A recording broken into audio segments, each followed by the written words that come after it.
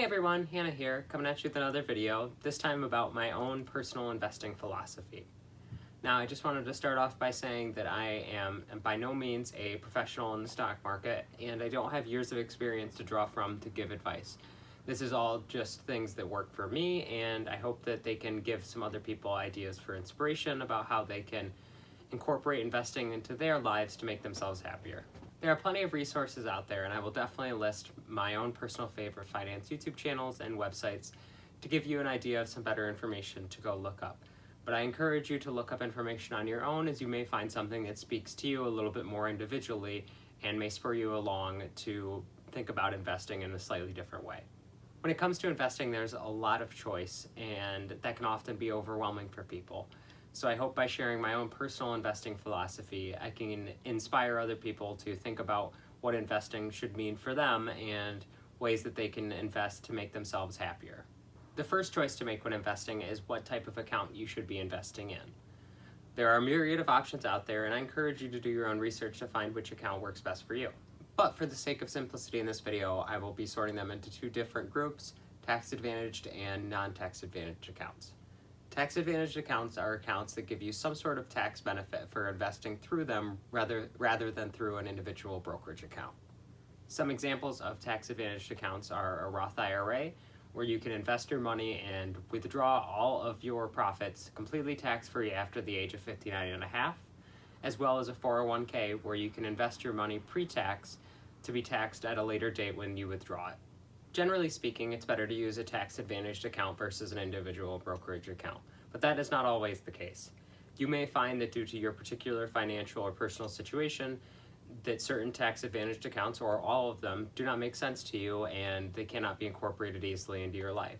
In that instance, I would recommend opening an account at a brokerage like Robinhood, something you can do from your phone that's extremely user-friendly, so that you can get an idea for how the stock market works and build up your knowledge and confidence in being able to invest in the stock market until you get to a point in your life at which you can use a tax-advantaged account.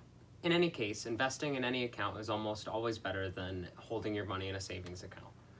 I believe that there's a lot of personal growth you can go through by investing in the stock market, and the lessons you can learn from your initial losses will help propel you in the future into even larger gains.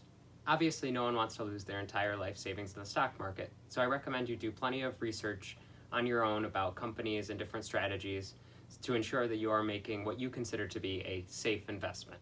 So when I invest, I prefer to keep a good mix of nearly foolproof ETFs, where my money is split into hundreds of different companies all at once, and then some individual stocks on the side as well.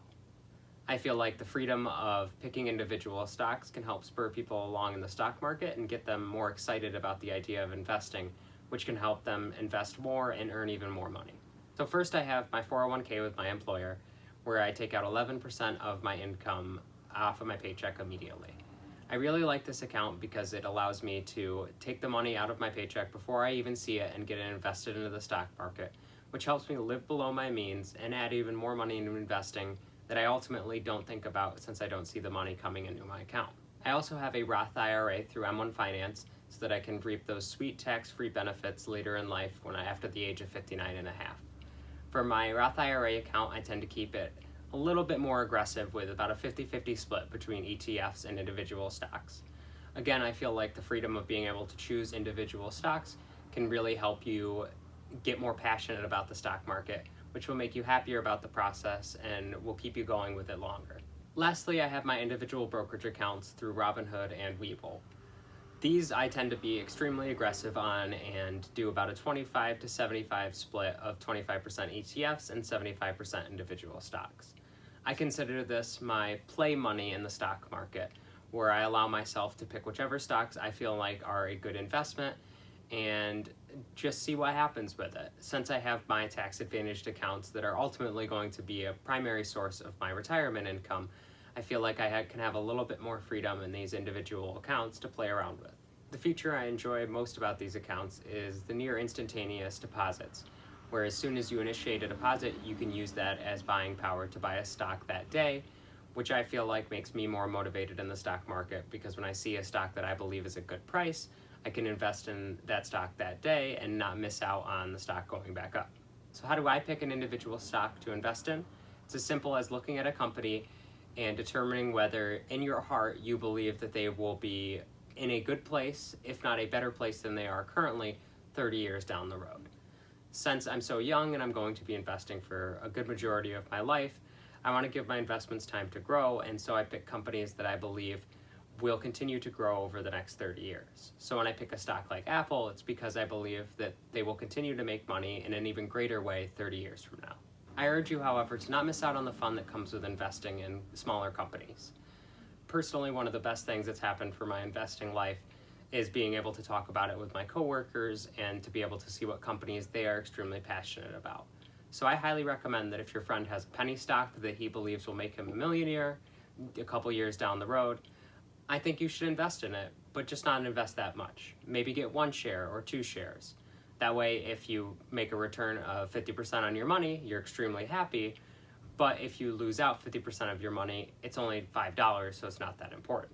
When thinking about the stock market, try to focus on what will be rather than what could have been if you had invested more money into a particular stock. So there we have it, my own personal investing philosophy and my reasoning behind it. I hope that I have inspired some people to challenge their own thoughts about investing, and hopefully I have made at least one person put $1 into the stock market when they have not had $1 into it before.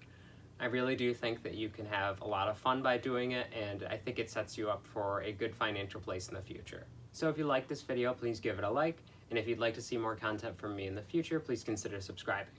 If you would like to share this video on social media so that my video can reach more people, that would be amazing. Thank you so much for watching, and take care.